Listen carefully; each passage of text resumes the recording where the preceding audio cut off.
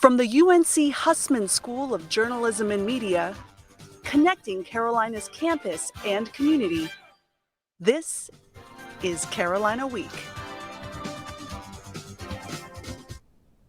Good morning and welcome to Carolina Week. I'm Leslie Guzman. And I'm Lauren Fickton. Thanks for joining us. Let's get right to our top story. The votes are in.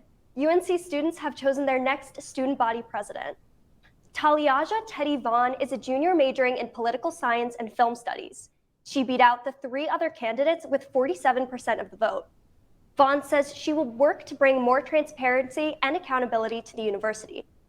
Vaughn will be sworn in April. She succeeds current student body president Lamar Richards. Several student suicides on campus last semester prompted the university to take a closer look at its mental health services. But as reporter Bella Du shows us, many say CAPS remains understaffed.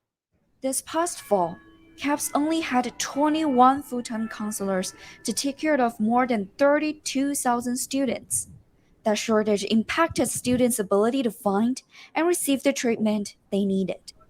UNC student Amy John had gone to CAPS for counseling. I received a couple sessions of therapy from CAPS, and then they told me they weren't able to give me any more because they were understaffed, and they suggested that I look for therapy elsewhere, but I can't really do that because it's out of my budget. UNC undergraduate Senate member Andrew Richard had a similar experience. So I had scheduled an appointment with CAPS, and it wound up getting canceled because of the whole thing that happened. I think CAPS is usually overworked. I think they were at that point, to the breaking point, overworked. So they canceled your meeting? Yes. The director at CAPS said 2 more counselors are coming, but Vice Chancellor for Students Affairs Amy Johnson admits hiring has been a challenge. Right now, we're having a real problem in terms of hiring medical providers across the field because it is just a real challenge to identify folks who are willing to do that. Yet, even if CAPS does successfully hire 2 full-time counselors, each counselor will still need to be responsible for nearly 1,400 students. The university is now outsourcing some of its mental health services. We have established a relationship with a telehealth provider called YouWill. You may have heard about it. And yeah, I heard about that contract in October, and they have helped us address the need, particularly because students have so told us that they were interested in accessible anywhere telehealth counseling, which helps us address that need.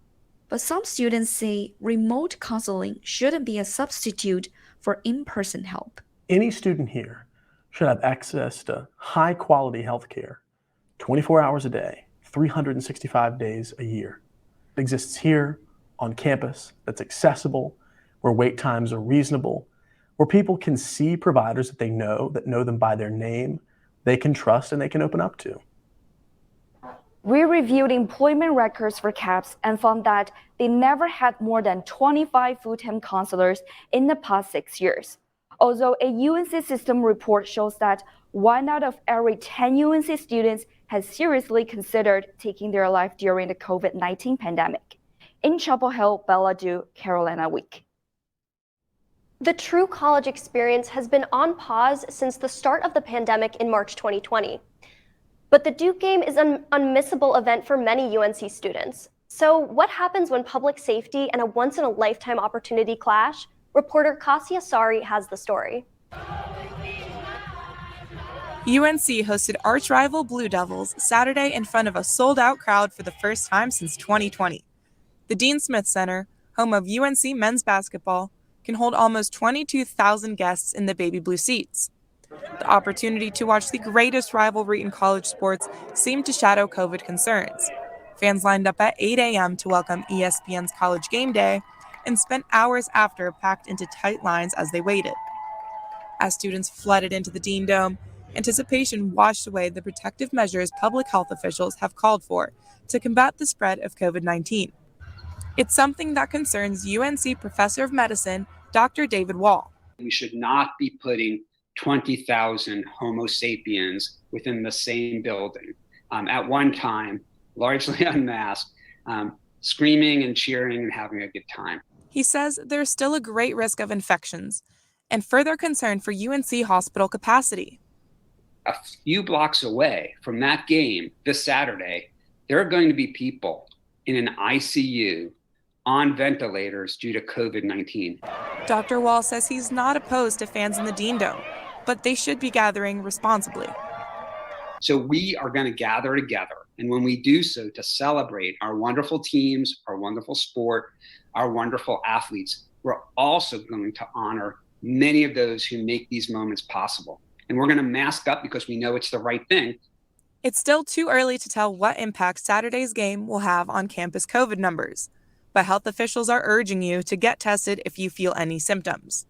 In Chapel Hill, Kasia Sari, Carolina Week. Don't miss out on a chance to win some exciting prizes for confirming your booster status. The Carolina Together testing program announced a raffle for students who attest to receiving their booster. Anyone who attests will automatically receive a golden ticket from the Carolina Together Ambassador Program. Once claimed, you're entered into a weekly drawing for UNC Student Store gift cards, basketball tickets, and other prizes. You can get your booster at the pharmacy located on the 3rd floor of the student stores or at Campus Health. Visit go.unc.edu/COVIDVaxForm by February 18th for a chance to win. Police are stepping up their pedestrian safety efforts after a female was hit by a car Monday morning. The incident happened at the intersection of Franklin and Hillsborough Street, and witnesses say the young woman appeared to be okay. Monday's rain caused a large tree to fall onto power lines near Elizabeth Street, shutting off power for nearly 2,000 Chapel Hill residents. 4 intersections on Franklin Street were left with no working traffic lights for over an hour, leaving cars and pedestrians guessing when it was safe to cross. Police say they'll continue to enact new measures to prevent incidents like this from happening again. Chapel Hill Town Council members will be discussing pedestrian and biker safety at their meeting tonight. Last month, a bicyclist was killed by a car on Franklin Street. The Triangle is an up-and-coming area, so naturally that means there's a growing real estate market. And as Michaela Williams shows us, many UNC students are working their way into the market. While working in real estate isn't an easy career, it can be both extremely fulfilling and financially rewarding. Today, we're seeing more and more students get involved in real estate while they also work to get their degrees. While at Carolina, UNC alum Beatrice Williams saw real estate as an opportunity and she took advantage of it. So as a first-gen immigrant, first-gen college student, I was hyper aware of the opportunities that were presented around me that my family previously did not have. And so in addition to having the opportunity to be a student and advancing my family's trajectory in that way, real estate was also an opportunity to do that as well. People don't often think about it, but acquiring property and being a homeowner is one of the key ways to get and generate generational wealth. And that's something that is especially important in the minority community. Though the pandemic has added flexibility to most schedules that didn't previously exist, focusing on real estate while being a full-time student has still presented some struggles for UNC junior Ty Clayton. A lot of stuff I'm having issues with is finding time to do a lot of promotions and find the property I want to find while juggling work. What's really helped me is planning in advance, making schedules of what I want to do and when I want to do it. And so I kind of like set to that goal to follow that up and when I want to follow it up. And if I have to, I do put my school first and I might slack behind a little bit on my real estate. But I do try to follow those plans I make in advance. Clayton and Williams encourage anyone interested in real estate to find their niche and pursue it now as their peers enter adulthood. In Chapel Hill, Michaela Williams, Carolina Week. Governor Roy Cooper declared January Blood Donation Month in North Carolina. But even with last month's donations, the American Red Cross says it's still facing a severe blood shortage. UNC fraternities such as the Phi Gamma Delta or Fiji are trying to help by hosting a blood donation drive today.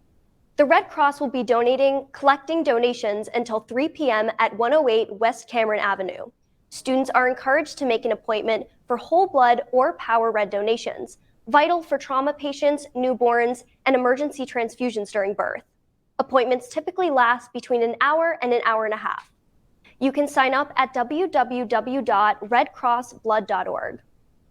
We got a rainy start to our week, but it looks like it may warm up over the weekend.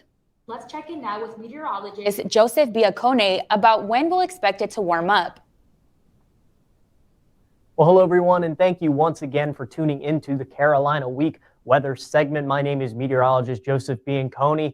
We had a cool and dreary start to the week here in Chapel Hill. We had all that rain move through on Monday. Temperature started to increase a little bit Tuesday, but still on the cool side. But today, we're going to be warming up into the mid-50s. We see right now behind me about 51 degrees. But once we get into the afternoon hours, we're going to see it start to warm up into about 56 degrees. Then once the sun starts to set, we're going to get down into the 40s, and I expect the low tonight to be somewhere in the mid-30s. But we're going to continue the warming trend that I was talking about into the rest of your school week here. Take a look. 61 degrees, knocking on the door of the 60s on Thursday. Saturday is going to be our best day here, 68 degrees in Chapel Hill. So make sure you get outside and enjoy it while it lasts, because you see Sunday the clouds start to move back in and the temperature drops back down into about the mid-40s. And that will continue on into Monday. Now, I don't expect next week to be as cold as we were getting in late January and early February, but it'll still be chilly nonetheless. Back to you guys. Thanks, Joseph. You may have heard of the term gerrymandering. It's when a political group draws voting district maps to help its party get more votes. Most recently in our state, Republicans redrew the map, but the North Carolina Supreme Court has now rejected them. Here to tell us more about this process is Carolina Week's Capitol reporter, Stephen Schlink. Stephen? Leslie, every 10 years, the General Assembly is tasked with redrawing districts for the next 10 years of elections. But for legislative Republicans, this round has not gone as planned. In November, the General Assembly passed new maps to be used in the upcoming election. But these maps were not welcomed by many, including Representative Verla Insko, who represents part of Orange County. Some groups even took legal action against these maps. When Republicans brought their gerrymandering map to the General Assembly, Common Cause sued to challenge it as it was gerrymandered. From there, a 3-judge Wake County court heard arguments for and against these proposals. They released their decision at the end of last month. And they all agreed that the maps were gerrymandered, but that there was nothing in the state constitution that forbade gerrymandering. And so they said that it was a political issue. After this, the case was appealed to the state Supreme Court, where a very similar process took place. There's also a timing issue that is important to the future of this case. Our Board of Elections has got to have time to get the ballots drawn up and all of the mechanisms at every county level, all 100 counties across the state. Representative Insko also says that finalizing a date for the primary would help ensure there are enough people to staff polling places as voting begins. They said they found 765 people with matching name, birthday. The Supreme Court's decision now sends the maps back to the General Assembly, where legislators have until February 18th to pass a new set of maps. House Speaker Tim Moore hopes to pass those this week, though no official vote has been called. The primary election is currently scheduled for May 17th. Reporting live, Stephen Schlink, Carolina Week. After being closed for a week due to renovations, Brandwine's Bagels is back and open for business. Brandwine's new building is right next door to the old store on the corner of Rosemary and Graham Street. They're using this location while the old building is being renovated. Brandwine's owner says the project should be completed by the end of April. Once construction is done, the new location will mainly be used for cooking and expanding the catering business. Carolina Housing announced that this spring, laundry in all residence halls will be free of charge as a result of issues with laundry machine maintenance. According to Housing, machines did not respond well to being used regularly after 18 months of virtual school. They also say that there were supply chain issues that made replacing worn parts difficult and that there were occurrences of vandalism. Housing said they are aware of shortcomings and are diligently working to improve the situation. The pandemic has slowed down international travel, but as reporter Anna Gabaro shows us, it hasn't stopped exchange students from making their way to Carolina. New faces around campus. And this spring, UNC has welcomed 125 students from 22 different countries. Salma Durrance is one of them. She came all the way from King's College in London, and she has not let COVID get in the way of enjoying her semester abroad. Like, I was getting too comfortable in London, and I needed kind of to get myself out of my comfort zone. I don't think it would have been that different if COVID wasn't a thing, but I feel like it would have been a lot easier to integrate into the culture and get to meet people from here, but because a lot of people are scared.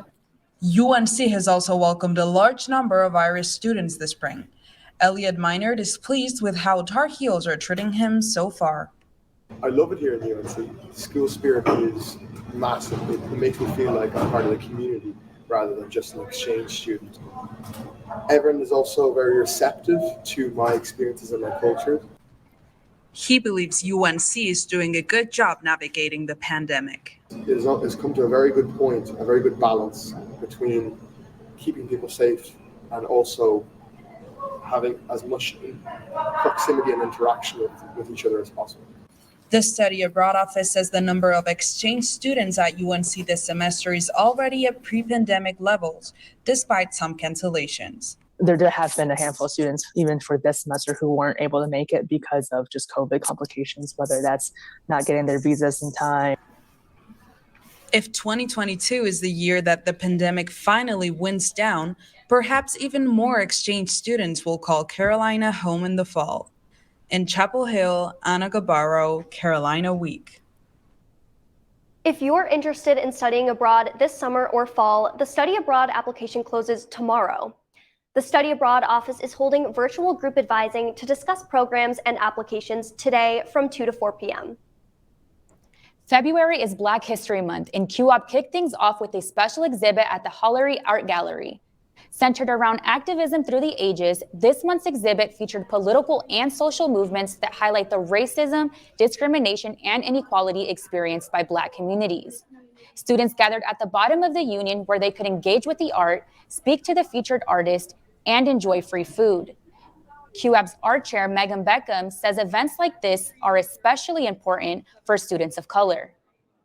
These Heritage Months, it's a chance for them to be like, to one, have the spotlight, for lack of a better word, and for two, to be like, this is my culture, this is as important as anything else, this is my time to shine, and look, you interact with me at all times, and now you know why I do the things I do. QAB's next Black History Month event will be a screening of Moonlight, the first film with an all-Black cast. That's on February 18th at the Union Auditorium. We all know the pandemic has made it a lot harder to meet people the traditional way. And with Valentine's Day around the corner, reporter Jessica Master spoke to the founder of UNC's blind dating service, Carolina Cupid. Carolina Cupid is a student-run service open to all and only UNC students. Founder Benny Klein tells us this is what makes it unique. Carolina Cupid does something different. It connects the UNC community. Klein says the sign-up process is simple. You go either to our Instagram or the website. You click that you're a UNC student. You fill out a quick form with a friend. We'd fill out our preferences, and then the matchmakers match you with two people that we think would be a great fit. If you have a preference on gender or things like that, we are very attuned to whatever you put down. But Carolina Cupid is more than just blind dating. Any donations made go to the nonprofit organization One Sight. One Sight is an incredible nonprofit. They help give professional eye care treatment to people who can't otherwise afford it. All dates are double dates. And if you sign up today, you and a friend will be assigned your matches on Valentine's Day. In Chapel Hill, I'm Jessica Master, Carolina Week. With Valentine's Day approaching, love is in the air, and last night, Caleb Love was airborne. Let's go now to Sports Extra anchor Ellen Campbell for more on the team's success last night. After leaving the Dean Dome defeated and disappointed, Carolina basketball fans were unsure what the rest of the week was going to look like. But the Tar Heels surprised them, getting right back in action against Clemson last night. The Tigers scored 8 points, Before this Armando Bacot jumper, the Heels stayed behind but closed the gap with this dump 3 minutes into the first half. Carolina was up 30-25 at the start of the second, but the Tigers stayed relentless, never getting down more than 5 points. Clemson stole back the lead with just about a minute left, but Caleb Love put the Heels up again with this clutch three-pointer from the wing. Then this Love dime for a manic layup secured the win for the Heels. Carolina looks to get another win Saturday against Florida State. After the women's historic defensive effort against Miami on Sunday, the number 23 Tar Heels face the Pittsburgh Panthers tomorrow night. Guard Deja Kelly looks to continue her momentum following a 19-point, 5-rebound, 5-assist performance. And Carolina looks to continue its defensive momentum after allowing only 38 points against Miami. What could possibly be better than a primetime ACC matchup in Carmichael Arena? How about a primetime ACC matchup in Carmichael Arena with the chance to win some free swag? Get to the gym early to cheer on the Heels against the Panthers tomorrow night and grab a free UNC fanny pack to celebrate the 90s with the Carolina family. Supplies are limited to the first 1,000 people, so throw on your best flannel and ripped jeans and hurry down to the game. The number 21 ranked UNC men's tennis team looks to bounce back from the ITA kickoff weekend championship loss to Ohio State. The Heels will host Wofford and NC Central in Chapel Hill later today. After a 2-1 start this season, the Heels will be looking back to last year's 13-0 start as inspiration to go on a similar run this season.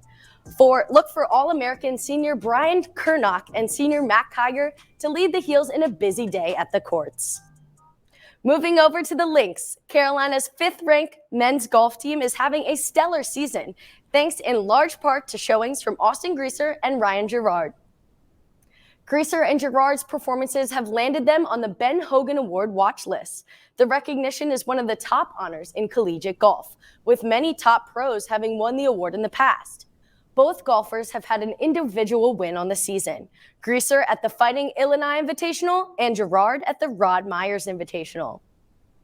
Coming off their 5th consecutive ACC championship, the UNC field hockey team had a whopping 12 players named to the National Field Hockey Coaches Association academic team. Headlining this year's class are Cassie Sumfest and Meredith Shoulder. The selection marks 5 consecutive years that the two have been named to the team. Few players in the history of college athletics have been as successful as Sumfest and Shoulder and the rest of the class. One UNC team that has swung into action this week is the UNC softball team. They took to the mound for the annual UNC vs. White scrimmage. Team Blue starting pitcher Hannah George hurled 5 innings, giving up 1 run in her team's 3-1 win. Skylar Brooks scored the first run, with Destiny Middleton also coming home in the first, and Sarah Jubis tallying the 3rd score. Early enrollee Lily Bacquez played in her first game as a Tar Heel, racking up 8 strikeouts in 5 innings with no walks for Team White. At bat, Katie Perkins went 2 for 3 with an RBI double for the Whites' lone run of the night. The Tar Heels will face George Washington on Friday at 1 p.m. to start their season. Whether it be on the diamond or in the Dean Dome, winning championships has always been a big part of Carolina history. Our Jacob Karabatsis sat down with 2 former national champions to hear how they cut down the nets. The national champions, the North Carolina Tar Heels.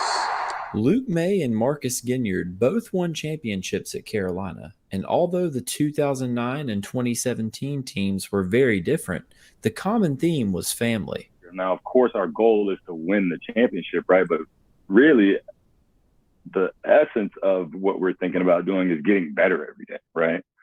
And just focusing on getting better every day will put us in a position to win games, to win championships. Luke May shares similar thoughts as the 2017 squad developed through a heartbreaking championship loss. We just kept saying, Justin Jackson, Joel Berry, they had chances to go to NBA. Katie Meeks, Isaiah Hicks, they all came back because they knew we could have another chance. And we called that year the redemption year. And The growth of these two teams is what makes them a perfect representation of Carolina basketball, growing together for years and rising to the top. I love the way that, we went step by step, got here, had some disappointments, got past that point, and just kind of continues to get, to step up that ladder until we, finally cut those nets down. This team trust is what allows for individual success, such as the famous Luke May shot against Kentucky. At Carolina, Coach Williams just preaches all the time. You gotta run. You gotta run the fast break. We play fast. You gotta run. So I just ran and got the pass from Theo and knocked down the shot. And those are the moments that lead to cutting the nets down and truly define what Tar Heel basketball is. Fans hope to see it in this year. I'm Jacob Karabatsis reporting. Hopefully, our current Tar Heel team can soon enough forget their loss last weekend and look forward to cutting down their own net. That does it for sports. Tune in Friday for a full weekend preview in Carolina athletics. As Valentine's Day is around the corner, we're taking a look at a couple who had a somewhat unusual start. Reporter Sabrina Ortiz has the story. Like most couples, senior Jada Williams and her boyfriend have plans this Valentine's Day. So this Saturday, we're going to go see a movie. I don't know if we're going to go see Scream or not, but I love horror movies, so we'll probably go see Scream. And then we're going to go out to dinner, maybe have a few drinks. And I know for a fact that we're probably going to bake something together. But before spending Valentine's Day together, this couple had a pretty untraditional start. So I downloaded Tinder in 2018 when I first got to college, and I was swiping and I noticed that a lot of people weren't really looking for like a real relationship. So I actually went to delete the app, but then I saw this guy's profile and I was like, let me just do one last little right swipe. And then we matched, and then we started talking, and then now we've been together for over 2.5 years. Williams is not the only student using Tinder. A survey found that 75% of young adults aged 18 to 24 use or have used Tinder. Tinder even has the feature Tinder U, which allows students to showcase their university affiliation on their profile by registering with their school email. This lets students connect with other students from their campus or other campuses in the hopes of finding a match. Still looking for a Valentine? Here's Williams' advice on making sure you have success on the app. Just be honest, and then if you have a weird quirky thing about you that you don't think people are interested in, put it in there. Like my boyfriend he said, yeah, I'll take photos for you and I'll watch every single episode of The Office with you. And that made me go okay, that's interesting and unique. I've never seen that on here before, so let me go ahead and swipe. In Chapel Hill, Sabrina Ortiz, Carolina Week. You know what, Lauren? Valentine's Day might be my favorite holiday. I think it might be my favorite too, but that's because it gives me the excuse to eat all the chocolate I want. Well, that does it for this edition of Carolina Week. Make sure to join us next week for the latest campus news.